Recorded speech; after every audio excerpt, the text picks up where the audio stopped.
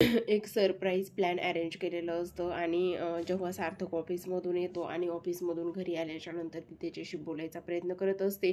ती त्याला म्हणत असते की तुझ्यासाठी आज खूप छान सरप्राईज आहे. तेव्हा तो म्हणत असतो की नाही, मला तुझं कुठलंही आणि कसलंही सरप्राईज पाहिजे नाही आहे, कारण मी आता खूपच जास्त थकलेलो आहे आणि आता मला आराम करायचा आहे. तेव्हा आता सुखी म्हणत असते की प्लीज असं नाही म्हणू नकोस ना, मी तुला जर एखादी गोष्ट बोलले आणि ती तू नाही म्हणायचं असंच काहीतरी ठरलेलं आहे का? तेव्हा आता सार्थक म्हणत असतो की बरं ठीक आहे, कारण आता ह्या चुकीच्या प्लॅनमध्ये घरातील इतर लोकसुद्धा सहभागी असतात. जसं की आपल्याला माहीतच आहे, आदर्शसुद्धा सुखीला खूप जास्त सपोर्ट करत असतो. तर आपली इकडे जी काही अक्कू आहे तीसुद्धा इथे सपोर्ट करत असते.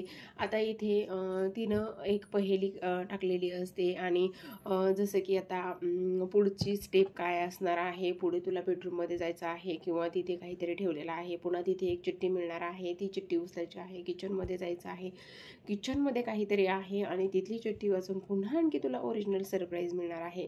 अशा पद्धतीने इथे त्याला क्लू देत देत देत देत त्याला आता इथे सरप्राईजपर्यंत पोहोचवायचं असतं. आता जेव्हा तो इथे बेडरूममध्ये जातो तर बेडरूममध्ये आदर्श बसलेला असतो, लाईट्स ऑफ असतात आणि तो एक ब्लँकेट घेऊन अगदीच तिथे बसलेला असतो आणि तेव्हा आदर्शसुद्धा ह्यांच्या यामध्ये सहभागी आहे. ही गोष्ट सार्थकने पाहिल्याच्यानंतर सार्थक त्याला म्हणतो, दादा, आदर्श दादा, तुझं काय चाललेलं आहे? तू सुद्धा ह्या दोघींच्या मध्ये सामील झालेला आहेस.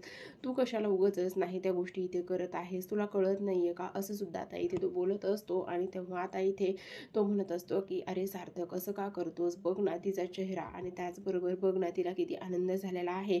असं इथे तो बोलत असतो आणि खरंच सांगायचं म्हणजे प्रेक्षकांनो, इथे आता तिला खूप छान वाटत असतं की ह्या पद्धतीने जो काही आपला आदर्श आहे तो या पद्धतीने वागत आहे किंवा या पद्धतीने तो इथे करत आहे. त्यामुळे इथे तिला खूपच जास्त छान इथे वाटत असतं आणि त्याचबरोबर आदर्श हा इथे आपल्या सुखीला खूप जास्त सपोर्टसुद्धा करत असतो प्रेक्षकांनो.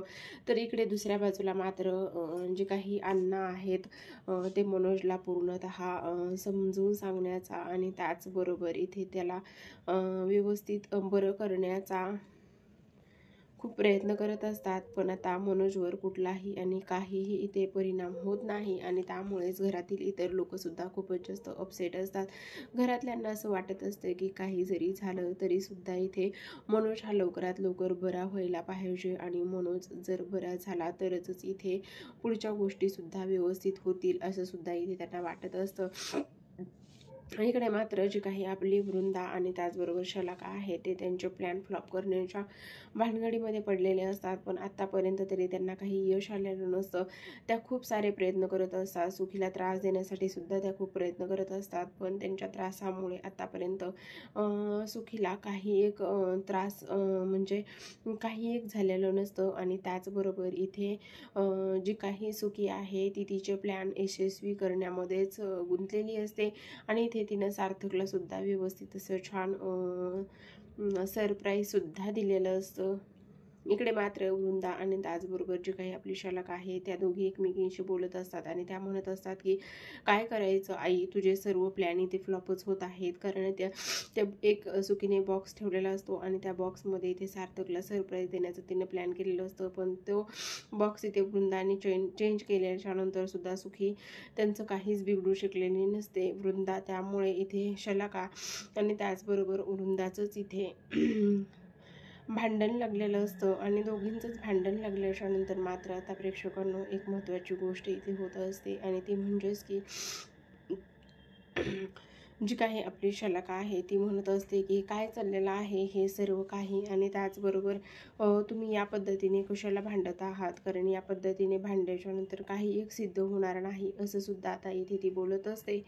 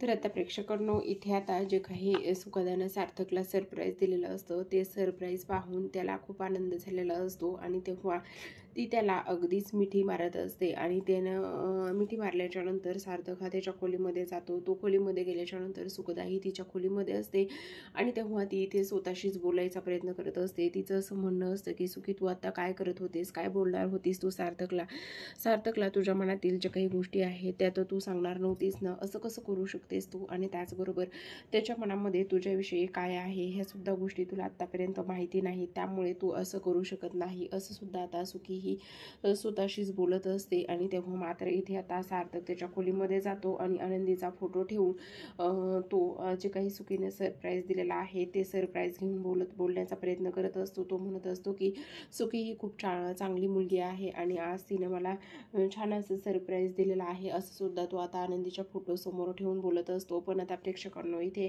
त्याला माहीत नसतं की सुखी जी आहे ती इथे त्याच्या प्रेमात पडलेली आहे आणि आता लवकरच ती इथे आनंदीला सुद्धा फोन करून ह्या सर्व गोष्टी इथे ती सांगणार असते.